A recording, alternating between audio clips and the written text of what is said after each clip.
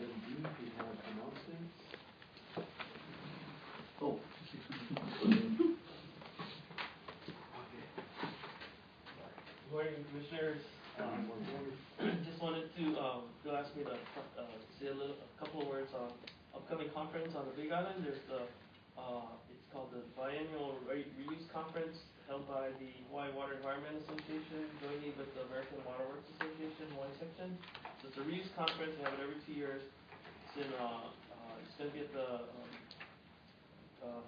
Keauhou Sheriff County this year. It's on February 29th and 30th, half day on the 30th. And Bill's going to give a presentation on recycled water and reuse in agriculture. So What's the date? November 29th and 30th. So Bill's giving a presentation and he's sitting on a panel. So if you guys can make it, somebody's in the Big Island. So, anyways, yeah, that's pretty much it. Yeah, any questions? Can you send us an email on that? Oh yeah, I send you brochures and send you a PowerPoint. thanks. Thank you very much. Agenda item C1.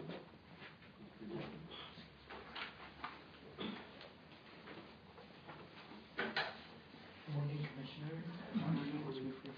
Item C1 is an application for a stream diversion permit, as well as a petition to amend the in-stream flow standard.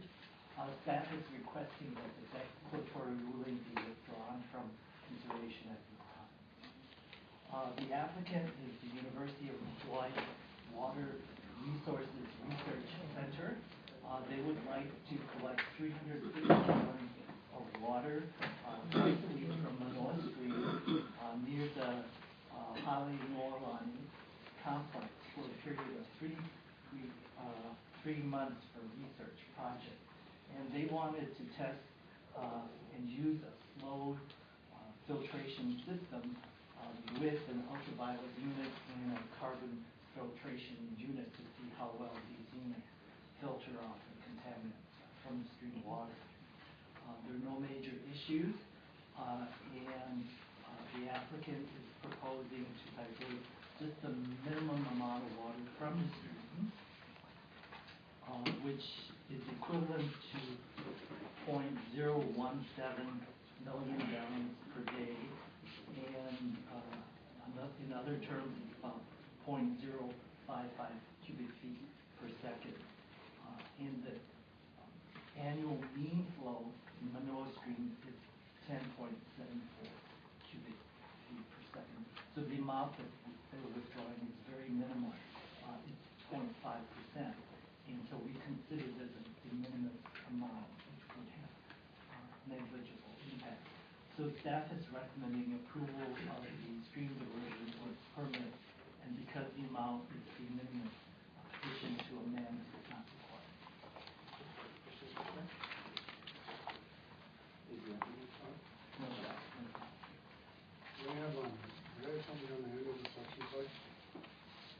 I mean, all the amounts, they're doing the savings 10 minutes, and then the suction rate's pretty quick. Right. It's not an open-ended pipe, right? No, I think the description is something, it says a rigid perforated head wrapped with a fiberglass mesh in order to prevent anything from leaking. Any further questions for staff? Is there anyone wishing to testify on this agenda item C1?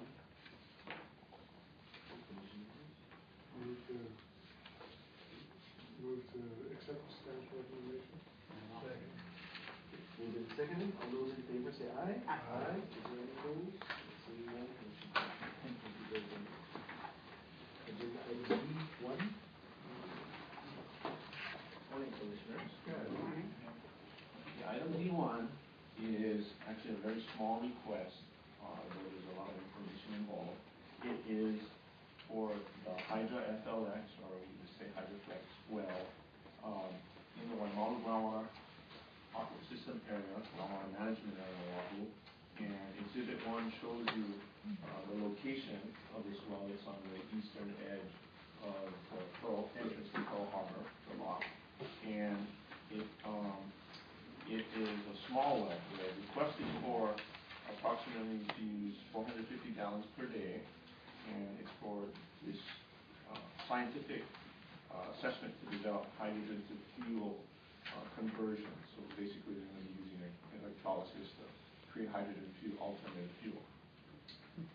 We got this application at the beginning of September, and there are 7 criteria which we only review for water use permit. Starting with first, off the water availability. Table 1 is a summary of the Waimalu aquifer system area. The sustainable yield is 45 million gallons per day. You may notice that the actual existing water use permits exceed that by about 2 million gallons per day, and that is more detailed in Exhibit 2 of the submittal. And this is the allocations from the entire aquifer, but it would indicate that there's not enough basal water available for this. However, if you look at the figure on page 3, the profile of what we're looking at, the well is, we don't anticipate this will actually tap into the basal aquifer.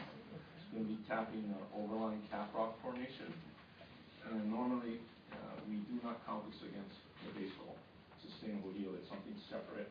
We only separately manage the other cap rock. It's only cap rock area that's separate. It's a different type of sustainable yield in the state. I won't get into that. But in other areas like Iao, for instance, on Maui, there are wells that have cap rock areas, and we don't count this against sustainable yield. And this would be one that's similar. The evidence for that are 2 other wells, if you look on Exhibit 1, that are within a mile, and both of them tap the cap rock formations. At least that's what the well logs show. So it's anticipated that this well, which is more Makai, and will actually be rather shallow. The cap rock seems to be somewhat thick in this area, about 1,000 feet, and yet this well will go to about 180 feet. So it's anticipated it will stay within the cap rock. Therefore, it wouldn't be impacting the basal aquifer, hence the available sustainable yield. We do have a special condition in the recommendation of should they penetrate the cap rock into basal formations, just to ensure that they do stay within the cap rock aquifer. Also, the standard well construction, section 2.4C of the Hawaii Well Construction Pump Installation Standards ensures that wells only tap one aquifer. So that's kind of a standard thing. And anyway, so therefore we think that there is water available within the cap rock for this use. The second criteria is the regional beneficial. The amount, again, is very small, 450 gallons per day, which is a really single-family resident amount, which is actually exempted from water use permits only because it's a domestic public trust use. This is not. This is industrial. So it's something that is needs a water use permit, even though it's very small. There are no the efficiency of use. They're going to be doing this for scientific purposes, so that I don't think they're going to be wasting water. They're going to be analyzing for the efficiency to produce this alternative fuel. So staff believes it's reasonably beneficial. We don't believe there's any interference with other existing uses. We did inquire if they could substitute this new well for an existing well that the Air Force owns, operates, but they said that this well is too far away. It's the nearest one under Exhibit 1. In terms of public interest, it's an industrial use, which is covered under the public interest criteria. It's consistent with the state and county land use policies, general plans and land use designation, as well as county land use plans and policies, interference with Hawaiian homeland rights, standard conditions, ensure that this isn't a case. I think you did get a copy of the latest. There was a late comment from the HHL, but it's a standard one that they give us about their reservations. Right. The HHL wants to ensure that they have the reservations that they requested. They do have reservations on Oahu, almost amounting to 2 million gallons gallons per day right now. About 1.7 of that is in the Pearl Harbor area, which they haven't used yet. So we think that should address their concerns. Finally, there are two other issues. 343, environmental assessment compliance. This is federal land, federal money, so it doesn't fall under the 343 trigger. We also looked at NEPA requirements for the federal government, and the Naval Engineering Facilities Command has already issued a categorical exemption for this work. So it seems to meet the environmental review concerns. The second issue is the overallocation I mentioned earlier, the Waimalo Aquifer System area. There is a graph here immediately below this section showing the actual use and total activity averages. It's actually quite a bit below, on the order of about 6-7 million gallons per day. The Board of Water Supply is the main user of the water in this area, public trust use of the municipality. They are working on the water use and development plan for the primary urban center, and this includes the Waimalo Aquifer System, and this won't be completed until I believe 2018. In there they should address this overallocation issue, since they're the ones that really control how much is being used here. So unless there is another new request for basal water, which would impact this, we're not looking at revoking right now. We're just giving time for the board to figure out how to solve this overallocation paper problem, the actual optimization. Lastly, this is a limited duration. It's only to go to 2015 and 2016 study, so it's going to disappear hopefully after that time. So staff's recommending to approve this permit 959, water use permit for Hydroflax systems, subject to the standard conditions in attachment B and the following special conditions listed 1 through 4. As I mentioned, condition 1, the wells are only allowed to tap the cap rock. 2, if alternative source should become available, then the commission reserves the right to revoke this permit after a hearing. 3rd, if the tax map fee changes, notify us. And 4th, water shortage plan requirement is waived. And that concludes staff's recommendations. Questions for staff? What are the mechanisms to ensure that it will not pierce the cap rock, and B, that it will be limited to approximately 450 gallons per day? Well, for the first part is when they drill the well. Since it's on the island, you can go out to it and help monitor that. That's basically to ensure that they stay within the cap rock formation geology. And once they get into basaltic rock, we would know they were penetrating that. Again, it's pretty thick here, so it'll probably be up in the upper 20%. That's the anticipation. But we will be going out there with staff and watching the cuttings when they do this. 1. Secondly, the standards themselves say they cannot do that, and they have to construct it with the casing and grouting to remain in one formation. They're looking to the cap rock to stay within that formation. For the 450, they need to report like any other well user in the state monthly. So it's from the material coming up out of the well as it's being When they're drilled. drilling, yes, and seeing the cuttings and what type of rock is coming up. Okay, thank you. Any other questions for staff? Is there any public comment? I just have one on the, not quite on the recommendation, on the sustainable yield of aquifer. Was that developed after the sugarcane stop or before? After. After. The latest sustainable yield numbers that we have for Pearl Harbor come from the 2000 to 1996. But I think even for the Waimalo area, I think sugar had gone even before that.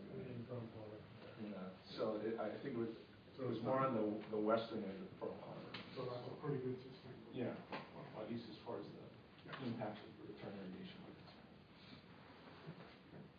Is there any member of the public wishing to testify on agenda item B1? I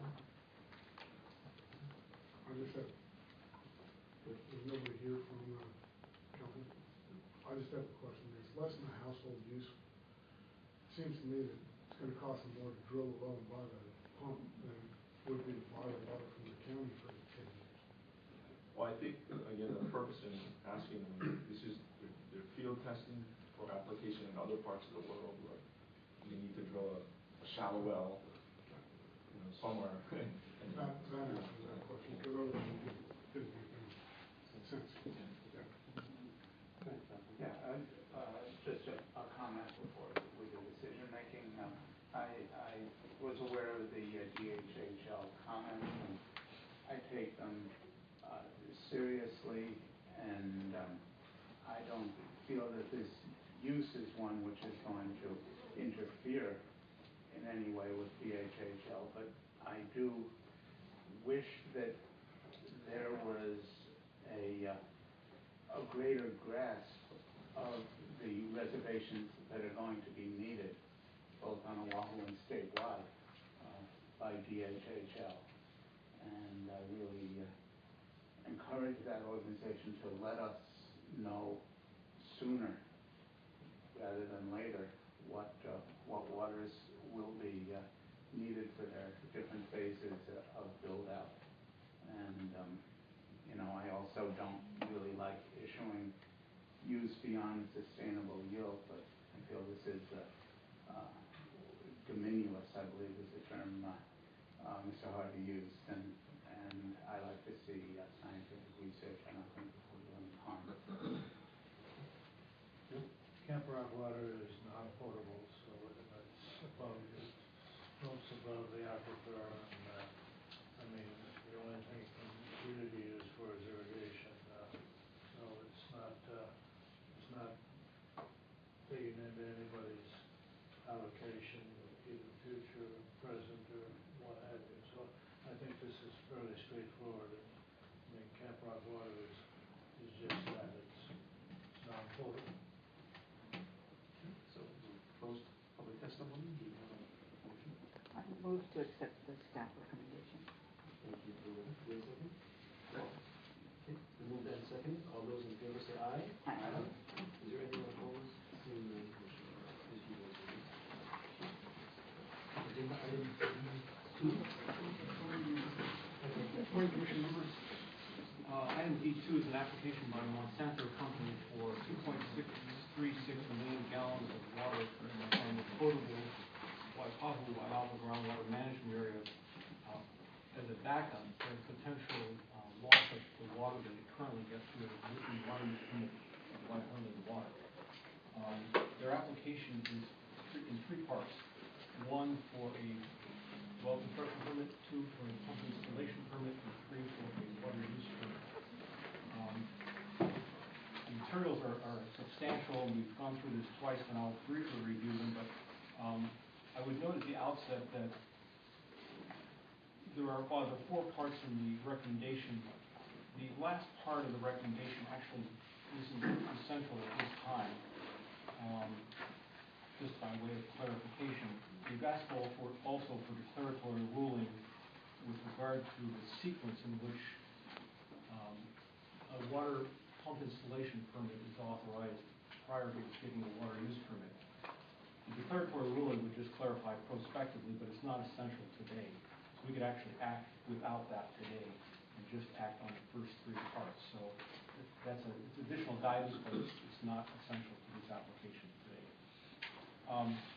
Very quickly, to go over the background, which you've already heard a couple times before, this area is a designated water management area, and if you look on table 1, you will see that the sustainable yield is currently 104 million gallons, and there are potentially 16 million gallons available even if this permit were to be granted. So there is water not being pumped that is not allocated that is available under the current situation. With regard to the water use criteria, the second requirement is that there be a regional beneficial use. The water currently used by the Waiholie ditch for agricultural purposes is already determined that ag use is a regional beneficial use, and the quantity and fluidity provided there is economic and efficient.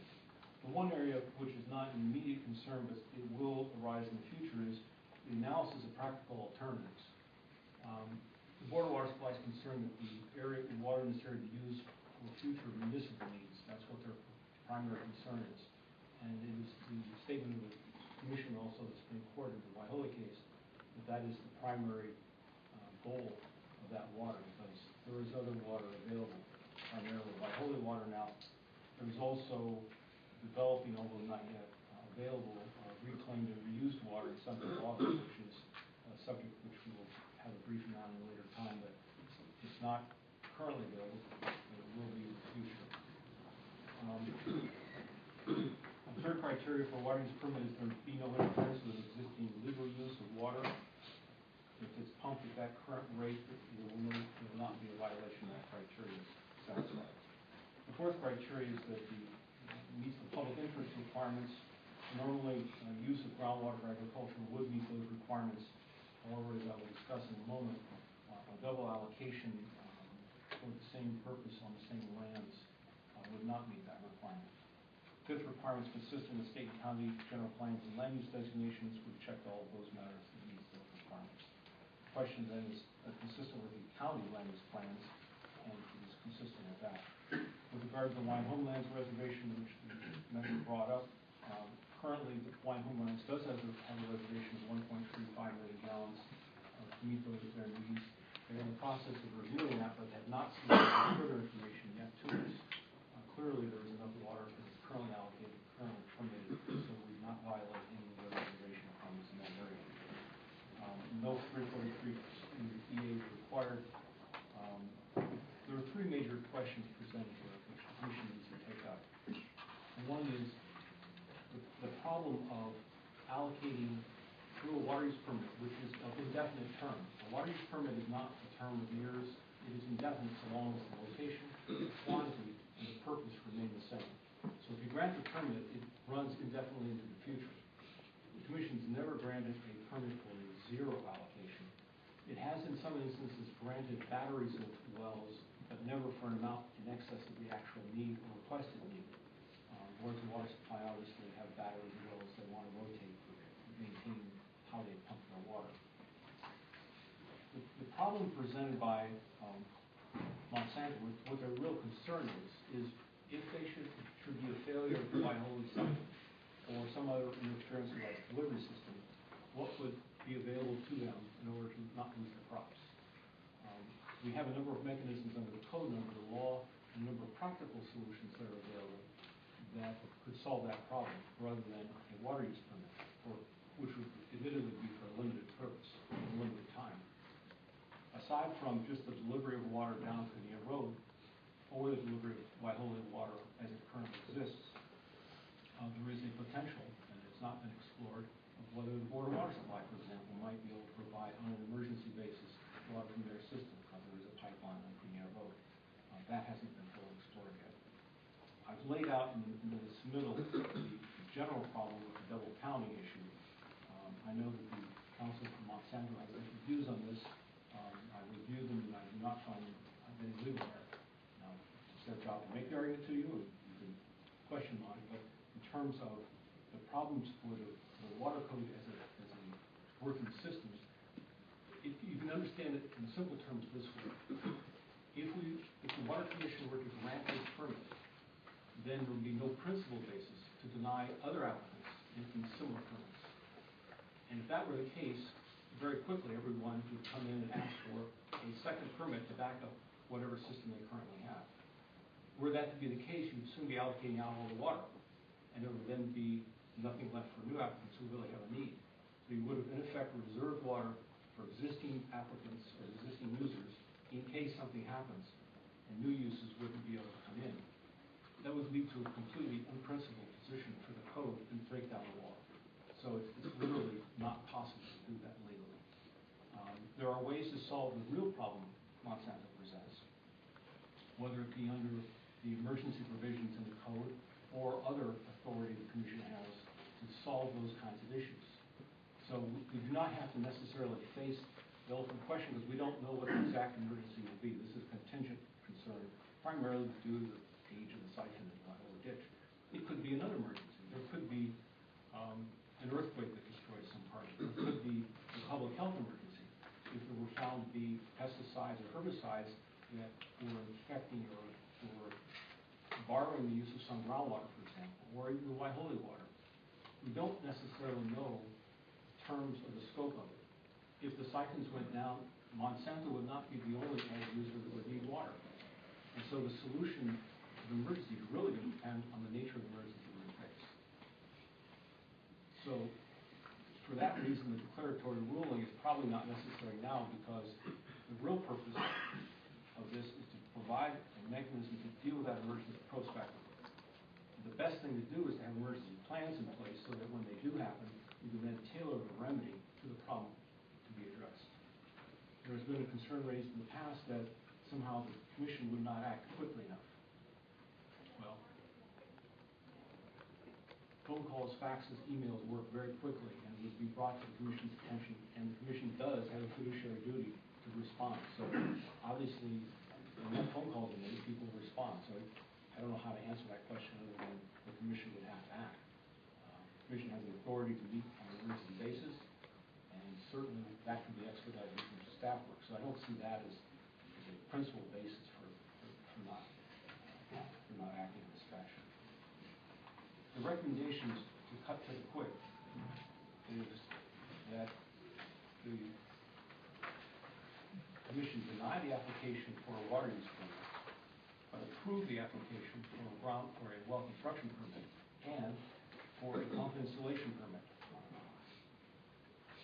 The practice in the past has been that the commission has not approved the pump installation permit before the water use permit, so that as to not create a reliance issue. That has been the subject of some discussion and action by the commission before in 92 and 94. In fact, the 92 declaratory ruling explains that there are circumstances in which it is appropriate to authorize a pump installation permit prior to the water use permit. And partly it has to do with getting the information you need for a water use permit. And in this case, it would be subject to having an emergency plan on file, so that the well gets constructed, the pump tests get done, the wells are there. The commission knows what the impacts would be. And then if emergency did occur, then you'd have the information ready to act. So the recommendation to staff is in A, B, and C of page 16 of the submittal. And we would withdraw at this time the need for doing the declaratory ruling. That simply clarifies a prospective action, which actually is uncertain at this time. I'm glad to go over the terms proposed there. If the commission were to take that action, then we would recommend that on page 17 that conditions 4, 5, 6, and 9 be withdrawn, since they are predicated upon approving a prospective emergency process. And if that's not part of it, then 4, 5, 6, and 9 will be held in abeyance to a later time, and the other terms would apply. And so we'd be deciding today to go ahead and put in the well, put in the pump installation, prepare an emergency plan, but not have a prescriptive set of rules about how to handle the emergency, because we don't know what emergency will arise. With that, I'm open to questions from the commission. First of all, how about item D in the recommendation? That would be withdrawn. Okay, so your recommendation is that item D be withdrawn along with 4, 5, 6, and 9. Right. Okay. Another alternative, which when I was involved with agricultural supplies of surface water in other parts of the world, the way to prepare for a loss of the surface system was always storage. And I'm wondering why storage is not being looked at as an alternative. I can't speak for the applicant, but there are a series of reservoirs, as Mr. Balfour knows very well, in that system. But whether they would be adequate to supply water for a long period of time necessary to fix the siphon is very doubtful, because you're talking about months and perhaps years. So while there are reservoirs, it's unlikely that would be enough to meet the long-term need. Clearly, if they can pump from an existing reservoir, that maybe is a practical matter. The first solution in the first few days. I think it's gonna depend on the nature of the emergency, and where the system breakdown might occur. If the tunnel collapses in Waiole, you're not going back in there for a very long time. If a siphon has a mechanical problem, you know, you don't know the nature of that emergency yet, and you don't know how many users might be affected. It could be something that happens 3/4 of the way down the system down Cuneo Road. So until you know the nature of that emergency, it's very difficult to have